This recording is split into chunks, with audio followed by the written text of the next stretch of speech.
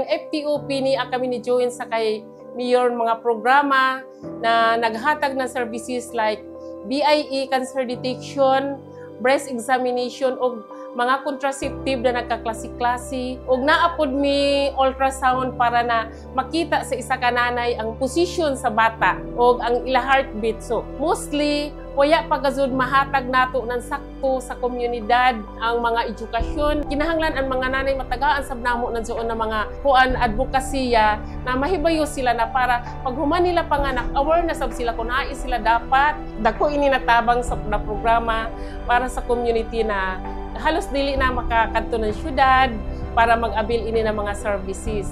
Ang People's Day, dako nakatabang din sa barangay. Yaon, pag-check up, tanan, kung ang mga panginanglan. Magpasalamat ako kang Mayor Dumlao na dako gagawin na niya ang katabang din sa barangay. Daan pa sa una. Ako natabang in People's Day kaya sa Saladyoan Hospital, sila nagadjud mismo ang nikari diri kay para maghatag ng tambay, mag-check up sa tanan. Salamat ka radyo sa Mayor Dumlao sa pag-visit diri sa amo na barangay. Dako gajud kini natabang kay kami gajud hurot naka-benefit. Inin People's Day, mugna man ini gikan mismo sa mga mulo ng mga Surigao noon na nagkinahanglan ng panerbisyo sa paglibot-libot ni Mayor Paul Dumlao. Sa una, adiser siya ng kampanya, makita nato nakakuyangan ng pagserbisyo ng gobyerno.